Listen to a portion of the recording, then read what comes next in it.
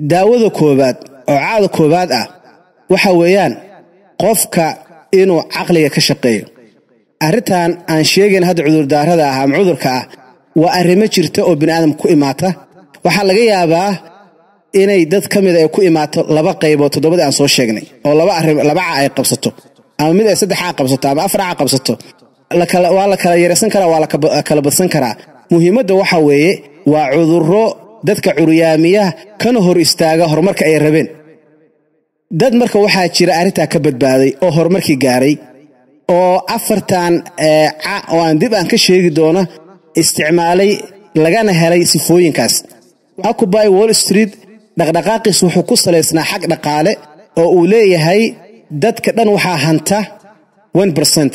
waxayna leeyihiin anagu waxaan nahay 99% 99% baan nahay 1% baa ummadda dhan maamulay leeyihiin marka 1% hadii la isweydiiyo maxay 99 kaas kale ay ku dhaafeen waa sifooyin aan dib hadda aan ka sheegi doono midda ugu horeysa waxa weeyaan caada koobaad oo xagga caafimaadka waxa weeyaan in ay aqliga ka shaqeeyaan aqliga baa shaqeynaya waana midda quraankeena noo sheegay in badan dadka kula hadlay uu leeyahay quraanka waxa ka faa'iideysta oo anfacaya liqawmin yaqiluun liqawmin yasma'uun liqawmin yatafakkarun liqawmin yu'minun marka dad aqliga ka shaqeysiinaya oo aqliga marka uu shaqeeyo oo ciyaaro wuxuu fiirinayaa shalay meeshuu joogay iyo maanta meeshii uu joogo iyo bari meeshii uu waxa uu noqon karo waana haybad ilaahay subxaanahu wa ta'aala iyo karaamo uu bini'aadamka siiyay xayawaanka malaha ma sameyn karo intuu shalay fiiriyo maanta fiiriyo bari ma adroosi karo waxa arinta kaliya sameyn kara waa bini'aadamka laga heli karaa inuu yiraahdo bari meel hebelan joogaya waliba uu ku sheego timeka uu meesha uu tagi karo waqtiga hadda aan joognana oo xadaarada la gaarina arinta waa arin iska cad oo waxay noqotay waxyaalaha maartay aafiyaska ama badihiyaadka oo bini'aadamka dhan uu garan karo noqotay marka aqligaas baa laga shaqeynayaa aqligaas marka waa midku quraanka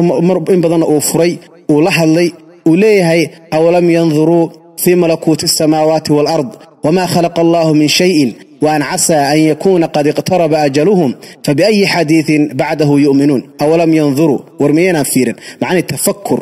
iyo waxa la rabaa tadabbur aqliga in laga shaqeysiyo la fiiriyo aqliga marka uu shaqeeyo baa waxa bilaami kartaa tagyiru nafs in nafti isbedesho oo marka qofka uu thinkingkiisa iyo thoughtkiisa uu bedelo noloshiisa dhan ba isbedeli karta waa meesha quraanka uu kaleeyahay inna allaha la yughayyiru ma biqawmin hatta yughayyiru ma bi anfusihim ilaahay ma bedelo qoom waxay ku sugan yihiin illa ay bedelaan iyaga waxay ku sugan yihiin hadii marka adiga maanta jahal ku sugan tahay hadaadan thinkingkaada bedelin oo behaviorkaada aad bedelin oo aad ku xisaabtamin in aan meesha hadda joogo aan ka dhaqaaqo waay ilaahay kuma bedelayo xaaladaada cilmi uun lisma ka soo dejinayo hadaad cayrnimo ka qaylinaysid cayrnimada hadaan intaad u fakirin aadan behavior ficil arintaas cayrnimadaas lidkeeda aadan sameyn u dhaqaaqin ilaahay subxaanahu wa ta'aala kama bedelay xaalkaada laakiin markii aad dhaqaaqdo oo maartay aad wanaag aad la imaato oo fikirkaada ficilkaada aad bedesho ilaahay subxaanahu wa ta'aala isaga ku hanuuninaya oo wanaag ku hanuuninaya inta aad wanaag doonaysid ilaahay subxaanahu wa ta'aala wanaag isaga ku hanuuninaya haddaan nimco iyo barwaaqo haysatana barwaaqada intaad u shaqeynaysid oo u fikiraysid oo ilaahay subxaanahu wa ta'aala adeecaysid wanaagadaas uu ku joogaya bal iska daay ziyaado ayaa lagu daraya la shakartum la zidannakum hadii aad xumaan hadda ku jirtid oo xumaanta aad ku jirtidna aartinay ka bedelanto aad wanaag u bedelantid waa inaad naftaada wax ka bedeshaa marka naftaada wax ka bedesho ilaahay subxaanahu wa ta'aala naftaada iyo arrimaha ku sugan tahay oo xumaanta uu ka bedelayo wanaag buu ku keenaya taas baa marka waxay keenaysaa in aad nafta hanato oo aan nafta ka adkaato mar hadaa naftaada ka adkaatana waxyaalo badan oo kala ka adkaan karta waxyaalo badan oo horumar gaari karta waxyaalo badan baa qabsan karta waan meesha ilaahay meel kale ku leeyahay ya ayyuhalladheena aamanu alaykum anfusakum la yadurrukum man dalla idha ihtadaytum dadka alayna rumeeyo alaykum anfusakum naftiina ka adkaada qofkii dhuma inama dhibayso idinku hadaa hanuuntaan oo idinku aa wanaagsan tihiin wixii dhuma dib inuu kuma jirto inama dhibayso macnaheedu marka waxa waaye meesha Soomaalida dhahaan ay dhahaan tiisa daryeela tu kala ku dara adiga haddaad naftaada ka adkaato oo naftaada hananto oo adiga aad hanuunto oo wax u qabsato marka wax kale u qaban kartaa laakiin haddaad dhunsan tahay qof dhusan muxuu mad u qaban karaa qof isagaba halaysan muxuu wax maartay u qaban karaa waxba weeyaan marka nafta ina hanato oo nafta ka adkaatay keenaysa waa midana nabiyullaahi muuse calayhi wa ala nabiyina salaatu wassalaam uu yiri soo rabbigu aan ducoona u hadlay uu leeyahay rabbi la amliku illa nafsi wa akhi waxaan maanta hanan karo markii reer bani israa'iil yiri magaalada gala oo qabsada ay diideen ay dhaheen muuse fadhhab anta wa rabbuka faqatila innaha huna qaacidun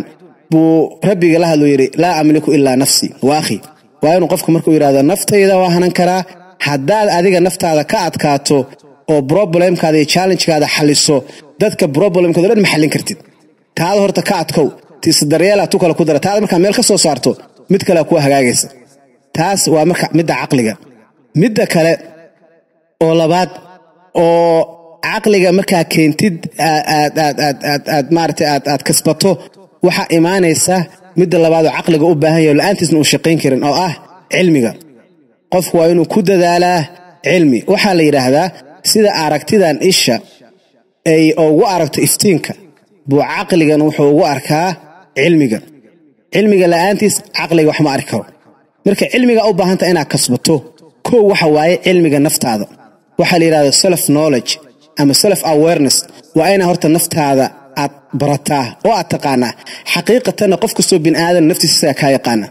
bal insaanu ala nafsi basira nafta bin aadamka tiisa isaga ka yaqaan marka naftaada hanato oo aad samayso waxa la yiraahdo self assessment ama aad samayso SWOT analysis naf walba waxay ku fiican tahay jirta strength aad leedahay jirta oo meel aad ku xoog badan tahay oo la rabana ina xoogga saartid wax aad ku fiican tahay oo aad jeceshahay oo aad qaban karto taas xoogga la saaraa meesha weakness area-daadana waa laga fogaadaa wixii opportunity horumar aad gaari kartidna xoogga la saaraa wixii dhib kugu ahna waa laga dheeraadaa oo threat-ka ah taas markaa ku guuleysatid waxa kale u baahan tahay midda labaad ah sa horumar fiican u gaartid dadka war wanaagsan oo horumarka gaaray ay ku fiican yihiin waa social awareness ama social knowledge waxa la yiraahdo qofka waa inuu yaqaano bulshada uu ku dhex nool yahay ka bilow gurigaada ubadkaada ilmahaada ku xiji dariskaada magaalada aad degan tahay gobolka aad degan tahay haddii aad maartay hadda anaga dadka Soomaalida oo kale aad wadankeena aad ku noolayna wadamada aad ku nooshahay iyo dadka aad la nooshahay dhaqankooda iyo taqaaliidooda iyo maartay diintooda iyo waxaas in qofka uu barto waxyaalaha dadkaas ay ku fiican yihiin dad walba waxyaalo ku fiican yihiin jirta waxyaalaha ay ku xun yihiin waxaas oo dhan inaad baratid xitaa waxyaalahooda xunta waa baranaysaa si aad uga badbaado shartooda iyo dhibaatadooda sidoo yiri maartay Xudayfa oo kale araftu sharra la li sharri walakin li tuwaqihi waman la ya'rif ash-sharra min al-khayr yaqa' fihi waana marka qofka uu maskaxdiisu furan tahay oo indhihiisu ay furan yihiin oo dhagihiisu furan yihiin oo waxa dhinaciisa ka dhacay bulshada ka dhaxdhacay inuu ka warqabo waay taas baa waxay keenaysaa marka inuu fursado badan la soo baxo dhibaatooyin badanna uu ka dheeraado midda saddexaad oo cilmiga ah iyadan oo ugu fiican waxa weeyaan qofka inuu barto khaaliqi abuuray ilaahiga caalamkan dhan abuuray oo caalimka ah oo cilmiga badan inuu barto Allahas qofka haduu hawada ku xiran yahay qof awood leh waay dhibaato walba oo dhacda wuu dul qaadan karaa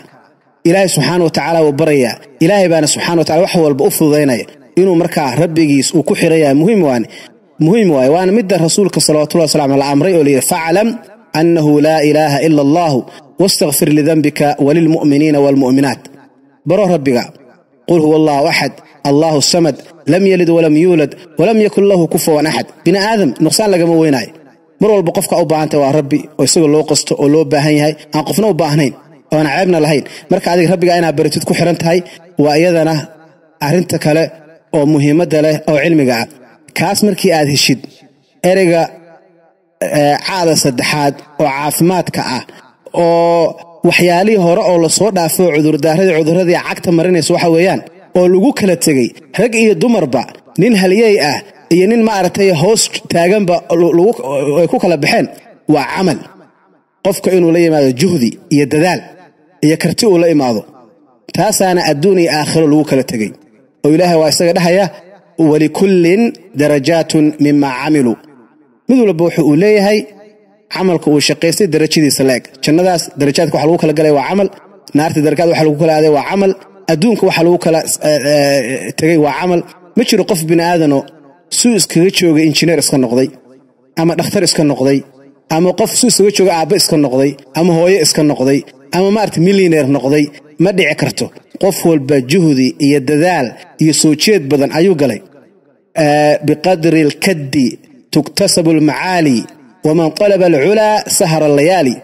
waxa way mar walba dhibta iyo mashaqada inta ay la egtahay qadarteeda ayaa meesha sare iyo horumarka agaaris ay la egtahay qof ma artay saan sheegnay intuu iska jiifsaday oo iska joogay meel sare gaarayna ma jiro weeyaan haddaad dhibta iyo qaxarka iyo maartay soo jeedka iyo gaajada oo qofka u sabrin u dulqaadan kartideeda yeelan amalna uu la iimaano firfircooni iyo karti uu la iimaan meel uu gaarayo ma jirto waa mid lagu kala tagay weeyaan xaqiiqatan intaas aan soo sheegnay todobadii iyo saddexdii hore aan sheegnay midda xiraysa oo la'aanteedna dhibaatada ay tahay waxa weeyaan midaan aan hadda aan soo wadno oo ah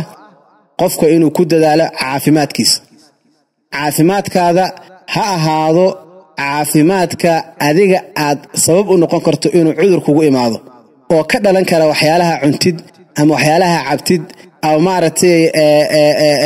activity aad samaysid oo soo jeedka iyo hurdada iyo waxyaalaha la mid ah qofka kaas waa wax isagu uu keeni karo ama ma ahane ha noqoto maaragtay caafimaad darro ka imaata isaga mid psychological ah oo saan hore u sheegna oo kala ah baskixiyan oo qofka is yiraahdo waxba ma qaban kartid laftigeeda waa cudur qofka inuu iska fariisto ama ha u keento saan sheegnay inuu jahlinimo u sheegto ama ha ahaato inuu cabsi ku dhalinayso cabsidaas oo curiyaamiso horumarkiis u diiday taasna iyadana waa mid u baahan tahay uu kaga adkaan karo ficil saan hore u sheegnay camalka cabsida caafimaadkeedu waa action fiirka waxa lagu daaweeyaa action qofka inuu dhaqaaqo hal step hore u dhaqaaqa lagu daaweyn karaa waxaana la yiraahdaa cudur oo dhan aduu ka imaada caafimaad oo dhan aduu kugu xiran yahay wuxuu yiri dawaa'uka fiika wama tush'iru wadaa'uka minka wama tubsiru وتزعم أنك جرم صغير وفيك انطوى العالم الأكبر وحيري دواؤك فيك وما تشعر داوذا ذو دنبا أذيك كو سغنتا أذيك كو دحجرتا من الدريس ندبا أو درين أولاد هايبا مجرتو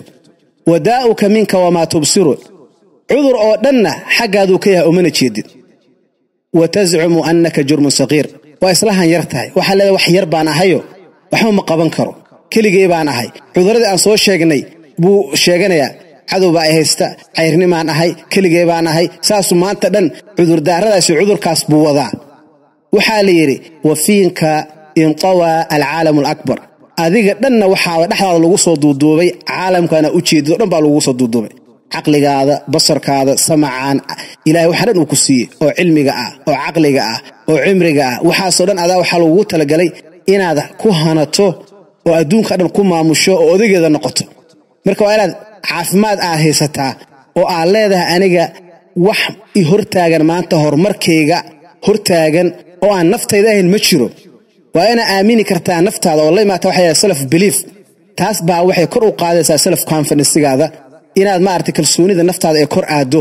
oo self esteem-kaada uu kor aado naftaada value qiimaha aad leedahay iyo qadarka aad leedahay kor bay u dhaqaaqaysaa oo korbe u kacaysa waxay ku xiran tahay marka waa ina adiga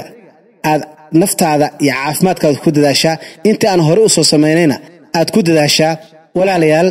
waxaan nagala socotaan baraha bulshada waxaana qayb ka noqotaan isdiiwaangelinta YouTube-ka wareegga Google-ka jaceylka Facebook-ka waxaan si aad noola socoto barnaamijyada kale oo aan dib ka keeni doono aad noola socoto insha Allah taala qaybtaas noqo na jeclow sheekadaada nala wadaag haddii ilaahay subxaanahu wa tacaala uu kuu fududeeyo oo horumar aad gaartay horumarkaasaa ku gaartay iyo caqabadihii ku soo maray saa uga soo baxday haddii hadda ku haystaan waxyaalaha ku haysta iyo maaragtay wixii aad tala uga baahan tahay nala wadaag nala soo xiriir waxaan insha allahu tacaala aan dib u kulmi doonaa barnaamijka labaad oo isagana aan uga hadli doono waayaha adduunka waayaha weydii inta aan hawada dib ugu kulmi doono waa walaalkiin Cabdinuur Aadan Xayir oo ina ka tagaya salaanta islaamka wasalaamu calaykum wa rahmatullaahi wa barakaatuh